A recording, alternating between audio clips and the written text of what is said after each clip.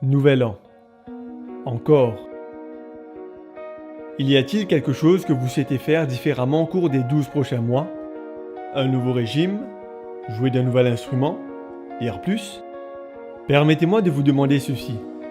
Combien de fois n'avez-vous pas réalisé les nouvelles résolutions que vous aviez prises le 1er janvier? Pas la peine de répondre. Pensez-y seulement. Eh bien, sachant que ce que vous faites est directement lié à qui vous êtes, pourquoi essayer de nouvelles choses alors que vous pouvez devenir une nouvelle personne?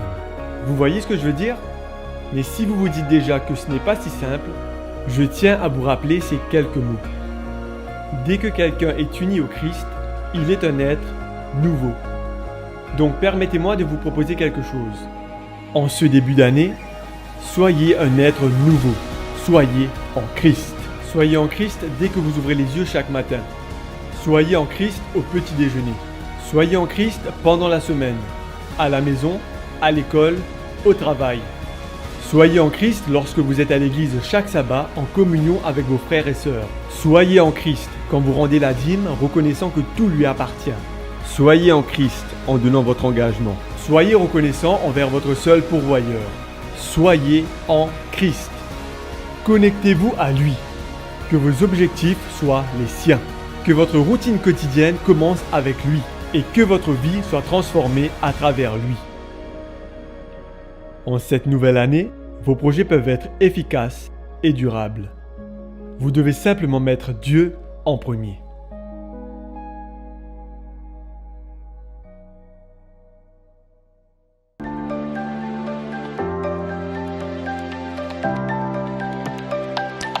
Chers amis, c'est avec vraiment un très grand plaisir que nous sommes ensemble une fois de plus afin d'être rassemblés autour de la parole de Dieu. Et vraiment, c'est vraiment un privilège pour nous de pouvoir ouvrir une fois de plus les écrits de notre Dieu. Je prie Dieu que chaque famille soit bénie. Je prie Dieu que chaque âme recevant ces paroles soit édifiée pour la grâce, pour la gloire de notre Seigneur. Avant de commencer, mes amis, je voudrais que l'on puisse une fois de plus implorer la présence de Dieu. Prions. Seigneur, notre Dieu, notre Père, nous te sommes reconnaissants pour le souffle de vie. Merci pour ce que tu es et pour ce que tu fais pour nous. Merci surtout de nous donner ta parole. Merci pour ces enseignements et nous te prions une fois de plus, Seigneur, que tu sois à nos côtés. Nous te prions par ton Saint-Esprit que tu puisses diriger cet entendement afin que nous puissions, pour notre vie, être dirigés vers ta face, Seigneur, et que cette parole puisse prendre effet dans nos vies, puisse germer dans nos cœurs. Nous t'avons prié au nom de Jésus. Amen. Amen. Mes amis, je voudrais partager avec vous une chose qui s'est passée dernièrement, il y a de cela quelques mois, chez les Juifs. Et ce peuple juif, justement, a eu ce qu'ils appellent Sukkot. Qu'est-ce que Sukkot? Sukkot, nous le savons dans la Bible, fait référence à la fête des tabernacles ou alors la fête des tentes. C'est exactement la même chose. Et cette fête, justement, cette fête qu'ils ont eue il y a de cela quelque temps, se trouve dans le livre de Lévitique. Donc, nous sommes ici dans le Pentateuque, dans le Lévitique, au chapitre 23, et nous allons lire à partir du verset 33. Voici ce que Lévitique 23, à partir du verset 33 déclare. Et l'Éternel parla à Moïse en disant, « Parle aux enfants d'Israël et dis, au 15e jour de ce 7e mois, c'est la fête des tabernacles pendant 7 jours en l'honneur de l'Éternel. Le 1er jour, il y aura une sainte convocation. Vous ne ferez aucune œuvre servile. Pendant 7 jours, vous offrirez à l'Éternel des sacrifices faits par le feu. Le huitième jour, vous aurez une sainte convocation et vous offrirez à l'Éternel des sacrifices faits par le feu. C'est une fête de clôture. Vous ne ferez aucune œuvre servile. Ce sont là les solennalités de l'Éternel que vous publierez comme une convocation sainte en offrant à l'Éternel des sacrifices faits par le feu, holocauste et oblation victime de libation. Chaque chose a son jour. Nous allons nous arrêter ici. Mes amis, alors que justement je disais que le peuple juif dernièrement a eu cette fête, je voudrais que l'on puisse considérer cette fête pour quelques instants. Alors qu'actuellement, nous sommes dans une période de fin d'année où il y a les festivités, où il y a justement tout ce qui est présenté vise à faire rêver, à faire sortir de notre état de ce que nous vivons, c'est-à-dire toute la pression qui est appliquée par tout ce que nous vivons comme catastrophe, tout ce que nous entendons par les médias, tout ce que nous voyons au journal télévisé, toutes les mauvaises nouvelles que nous entendons minute après minute. Effectivement, cette fin d'année vise à nous faire sortir de cela pour rêver quelque chose de meilleur, pour rêver quelque chose de mieux, quelque chose de plus joyeux, pour avoir ce bonheur justement, à offrir du bonheur, à pouvoir peut-être faire oublier également ce que nous vivons, pour, pendant quelques semaines, eh bien, nous sentir, disons, un peu mieux, pour avoir ce sens de la fête, ce sens des festivités. Et beaucoup aussi de ce qui nous est proposé, de ce qui nous sont proposés, beaucoup de choses visent également à nous faire rêver, comme je disais, mais aussi parlent de la magie de Noël, c'est-à-dire des choses en fait qui viennent pour nous faire passer à un autre monde, quelque chose en fait qui va nous transporter. Alors, qu'est-ce que cela a à voir, la fête de Sukkot, avec ce que nous vivons, c'est-à-dire la période de fin d'année, la période de festivité des fêtes de fin d'année? Mes amis, je voudrais faire un petit retour en arrière, parce que lorsque nous lisons la Bible, pendant 40 années, nous savons que le peuple d'Israël a effectué une traversée dans le désert du Sinaï, pour bien sûr rentrer en terre promise, en terre sainte. Et bien sûr, il y a eu de nombreux miracles qui ont été observés.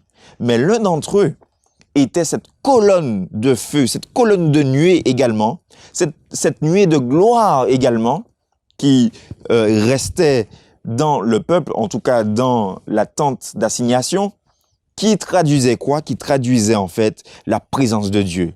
Et en fait, nous savons que quand il marchait dans le désert, donc la journée, la colonne de nuée, et la nuit, la colonne de feu, cela signifiait qu'ils étaient entourés, qu'ils étaient vraiment assurés de la protection de Dieu. Pourquoi? Parce qu'il y avait bien sûr des dangers qui pouvaient rôder autour. Il y avait plusieurs embûches qui pouvaient les attaquer au désert.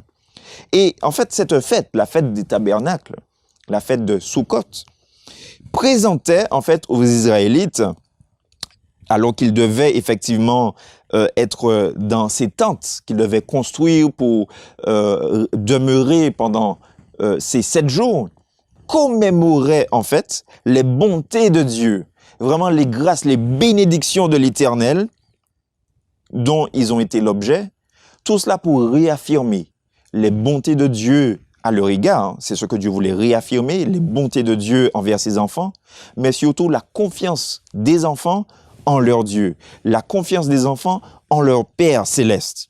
C'est pour ça que les Israélites, justement, ils avaient à cœur de fêter cette fête solennelle. Et cela se traduit justement, comme je le disais, ils devaient donc demeurer dans la tente, demeurer donc dans ce petit abri qu'ils devaient confectionner pour pouvoir donc y prendre du bon temps, pour pouvoir y prendre un repas et se remémorer toutes ces péripéties qu'ils ont traversées. Mais attention, toujours en restant dans les bontés de l'Éternel et sous la miséricorde du Seigneur. Alors voici maintenant, nous allons nous arrêter sur la signification de cette fête des tabernacles, cette fête de Sukkot. Qu'est-ce que cela voulait dire? Alors, il est intéressant de noter que, à travers tout le calendrier juif, nous savons qu'il y avait plusieurs fêtes juives, mais il est intéressant de noter que la fête de Sukkot, la fête des tabernacles, était sur le calendrier juif la 7e fête de l'année. Je dis bien la 7e fête de l'année. Et cela venait juste après une fête qui est très connue, qui est très renommée. D'ailleurs, c'était l'une des fêtes la plus solennelles de l'année. C'était, nous le savons, le Yom Kippour, c'est-à-dire le jour du grand pardon, le jour des expiations. Et le Yom Kippour, donc qui était la 6e fête de l'année, juste après cette fête, voyait venir maintenant la fête des tabernacles, la fête de Sukkot. Mais nous savons également que dans la Bible, Les chiffres, mes amis, ont une signification. Et que les symboles qui sont employés par Dieu veulent dire, ont un message à transmettre. Tout comme le 6, par exemple, veut dire que le 6, c'est le cadre de l'humanité. L'être humain qui est limité. Et qui veut dire aussi que l'être humain, en fait, est environné de 6 dimensions, c'est-à-dire les 4 points cardinaux, le nord, le sud, l'est et l'ouest. Et nous avons aussi le haut et le bas. D'accord? Il y a aussi le chiffre 7 que nous retrouvons. Et qu'est-ce que le chiffre 7?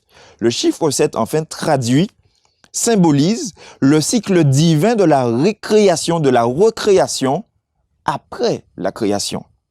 Parce que nous savons que pour obtenir le chiffre 7, il s'agit d'avoir cette équation 6 plus 1 égale 7. Et nous savons que, justement, même dans l'agriculture, ce schéma-là de 6 plus 1 égale 7 a été respecté. Jusqu'à maintenant, d'ailleurs, nous savons que la terre doit être mise en jachère après 6 années de production. Après 6 années d'agriculture, la terre doit être laissée en repos. Et c'est ce qui s'est passé également lors de la création, je le disais, puisque nous savons que la création a été faite en 6 jours. Et puis, la semaine, donc, s'est terminée avec ce 7e jour. Et nous savons que toutes les fois où nous nous arrêtons le 7e jour, après avoir vécu cette semaine de labeur, après avoir vécu cette semaine où nous sommes dans nos train-train quotidiens, où ça tire très souvent de tous les côtés, nous arrivons au chiffre 7, qui est en fait le chiffre qui nous permet de vivre la recréation de l'être humain, qui en fait peut se restaurer, peut se reposer dans le Seigneur pour attaquer de nouveau la semaine qui suivra. Donc nous voyons en fait que rester 7 jours dans la tente n'était pas simplement un hasard. Dieu avait déjà tout prévu. Et c'est pour cela que quand il demandait à ses enfants de rester 7 jours dans la tente, eh bien qu'il voulait leur transmettre un message pour leur dire en fait qu'ils se déclarent, qu'ils se proposent d'être leur créateur, mais surtout leur rédempteur, celui qui restaure, celui qui libère, celui qui peut donner en fait une nouvelle vie. Et justement, comme je disais, il devait s'affairer à construire cette petite cabane, cette petite tente. Un autre terme pour Sukkot est la fête des cabanes. Donc, il devait s'affairer à construire cette cabane.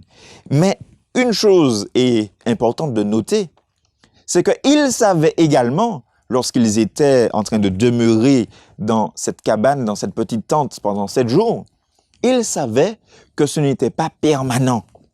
Tout simplement, pourquoi?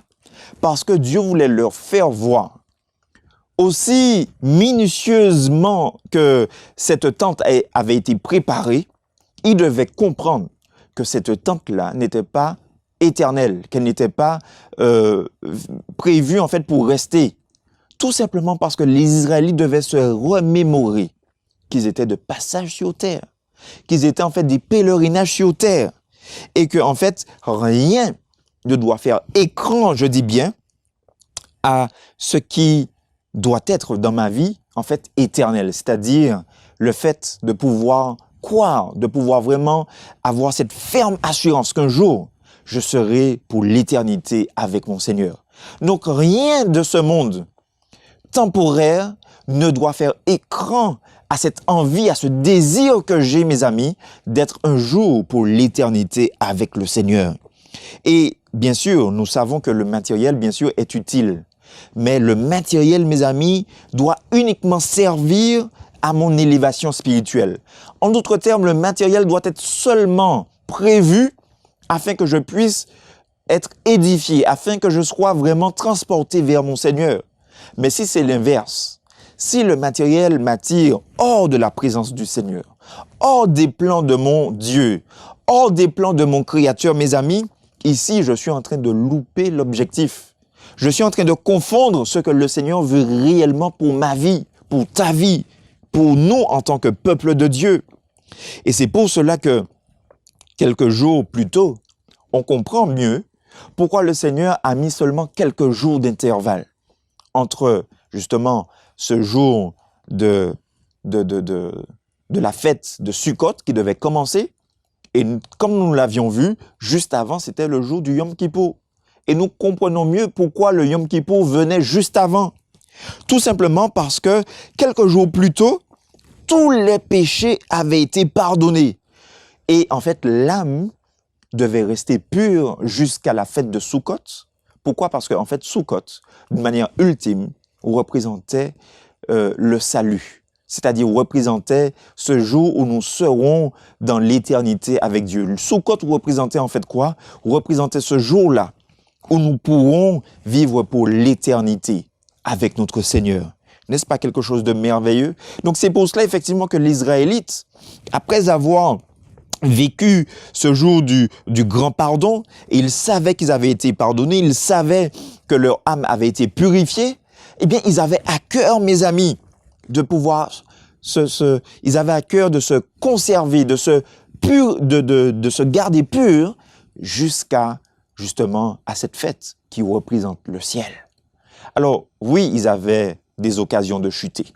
Parce que nous le savons, lorsqu'il y a des fêtes qui se préparent, lorsqu'il y a des préparatifs, quand il s'agit effectivement de monter la petite cabane, de préparer, de faire les préparatifs, etc., bien sûr qu'il peut y avoir des prises de tête. Bien sûr qu'il pouvait y avoir des occasions de se quereller, d'avoir des cancans, d'avoir des embrouilles sur le dos de X ou d'Y. Mais attention, ils ne perdaient pas de vue l'objectif.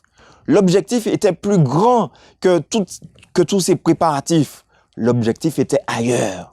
L'objectif était de se rappeler qu'ils ne devaient sous aucun prétexte rater ce rendez-vous de la joie par excellence. Parce que, en fait, nous allons le voir après, que Dieu demandait aux Israélites d'avoir une joie ineffable, une joie inestimable pour ce jour, en fait, qui représentait cette joie-là que nous aurons lorsque nous serons ensemble pour l'éternité avec notre Seigneur.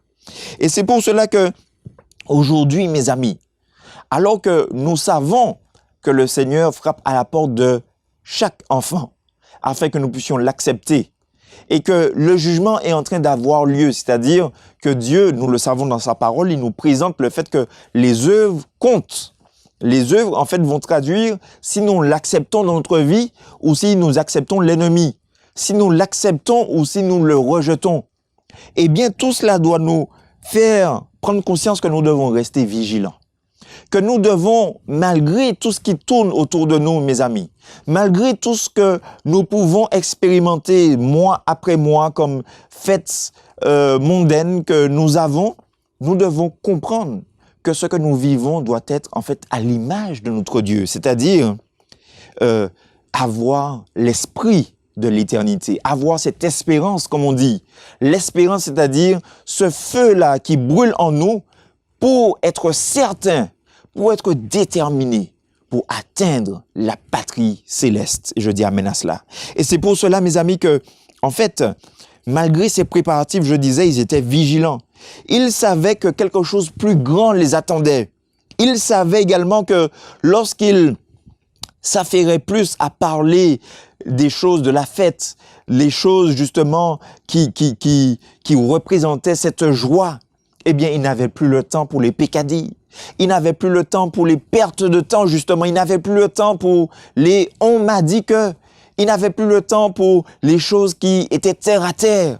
Mais ils avaient en fait tous, de commun accord, les yeux et le cœur fixés sur cet objectif qui était d'expérimenter la joie de leur Seigneur en eux.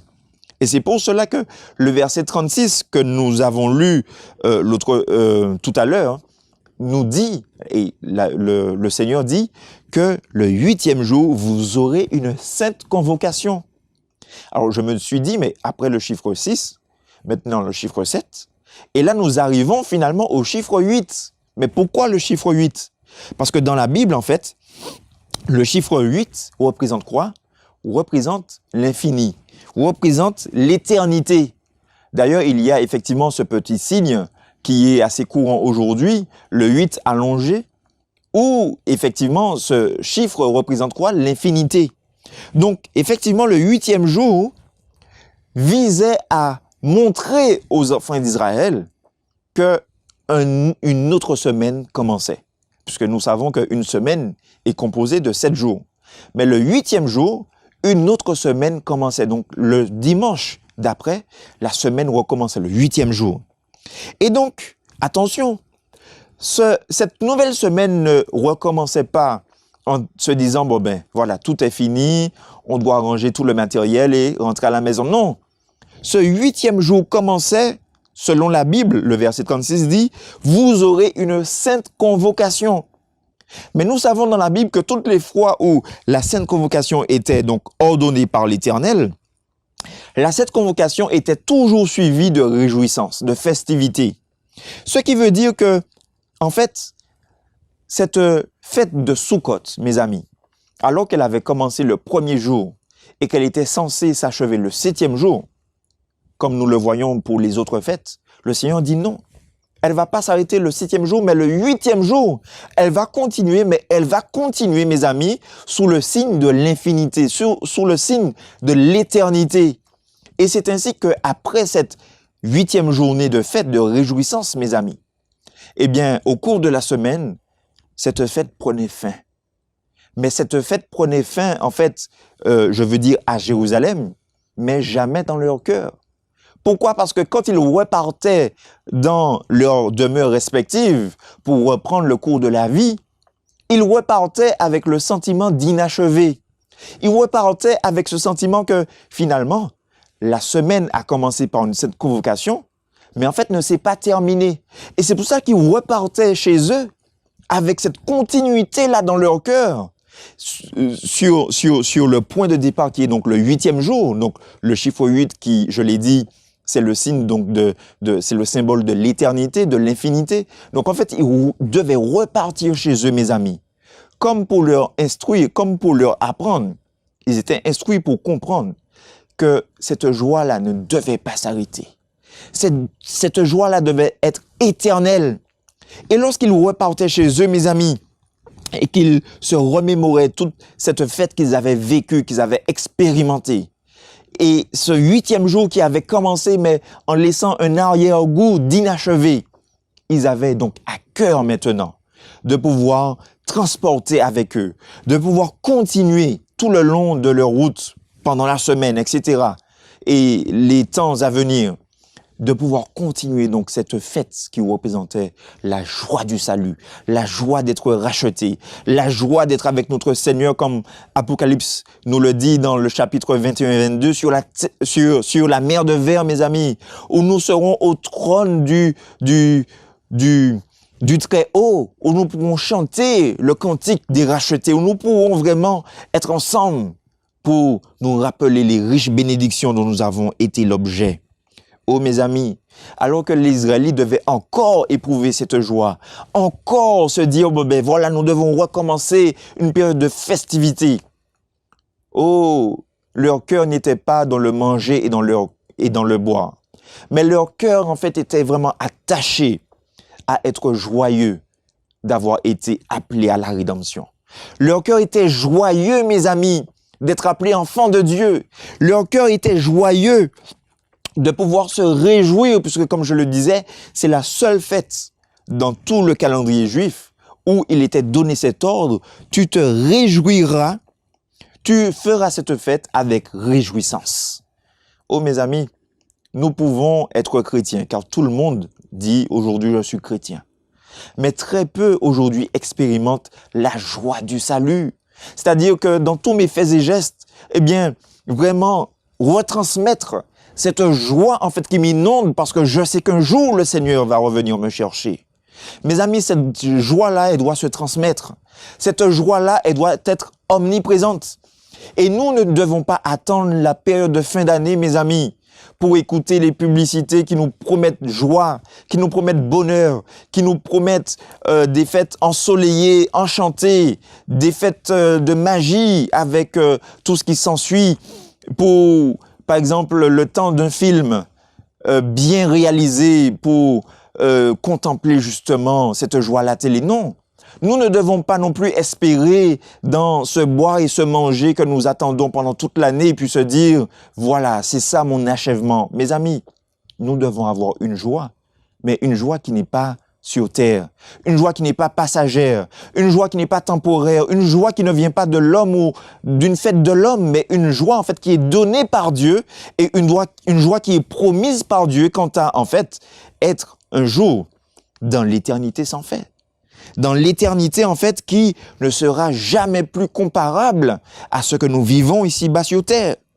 Et c'est pour cela que cette joie, quand elle a la place qui lui est réservée dans notre cœur, mes amis, quand cette joie-là est réservée à notre Dieu, eh bien, c'est à ce moment-là où nous expérimentons ce que les Israélites ont expérimenté dans le désert, c'est-à-dire le fait de laisser Dieu, je vais employer un terme, tabernacler, c'est-à-dire habiter, demeurer avec nous, c'est-à-dire prendre possession des lieux afin qu'il puisse habiter avec nous.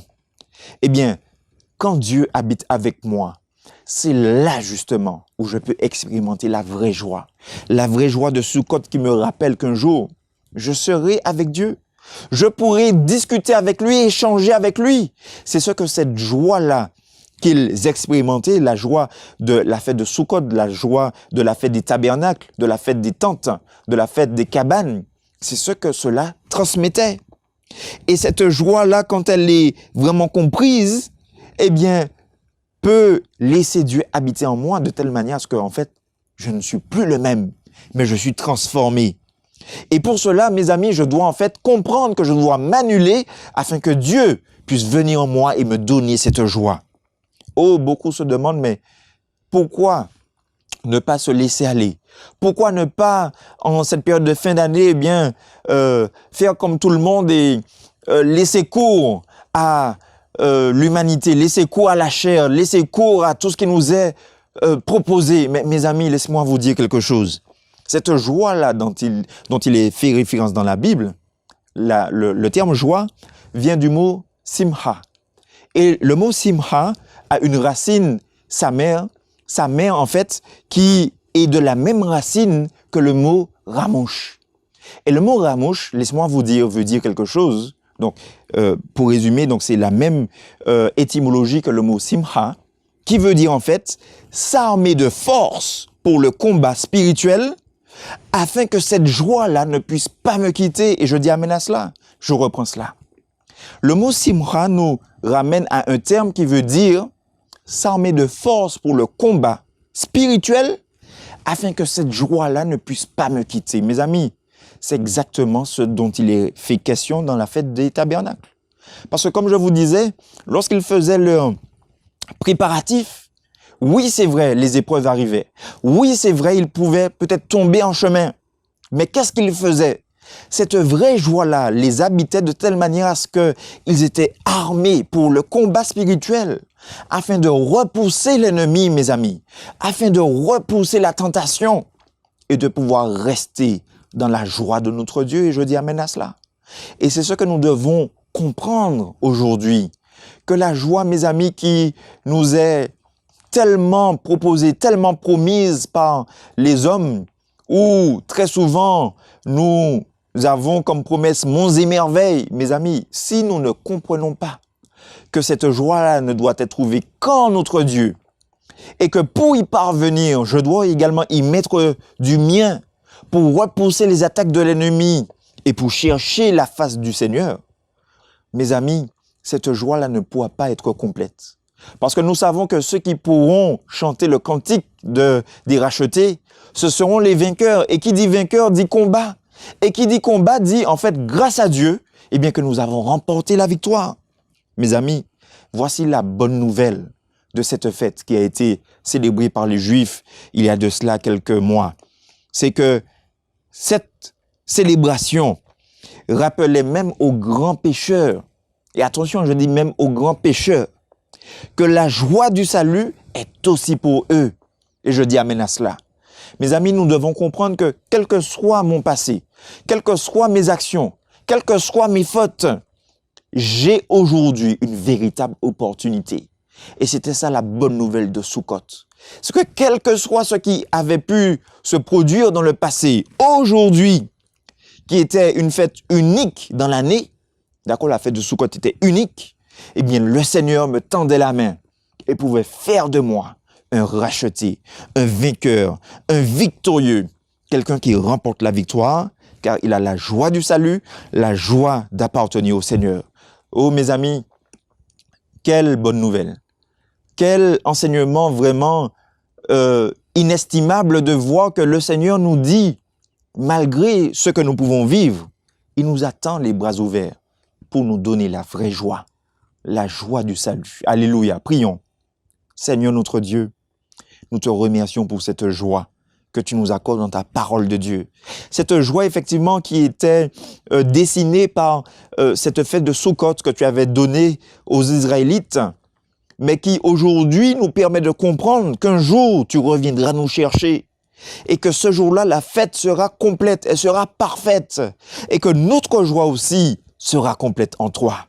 Ô Seigneur, ne permets pas que nous soyons bercés d'illusions par la fête humaine qui peut nous être proposée en cette période de fin d'année, mais cela en fait est passager. Mais toi, Seigneur, tu nous donnes, tu nous proposes de faire partie d'une joie qui est complète, une joie qui est complète, une joie qui est permanente, celle de t'appartenir et celle d'être un jour avec toi pour l'éternité. Oui, Seigneur, c'est notre espérance, c'est notre espoir, qu'il soit renouvelé par ta force, qu'il soit renouvelé par ton Esprit Saint en nous et que chacun d'entre nous soyons bénis en nous. Au nom de Jésus. Amen. Amen. Que Dieu vous bénisse. Je vous donne rendez-vous pour la suite de cette étude biblique. Que Dieu vous bénisse.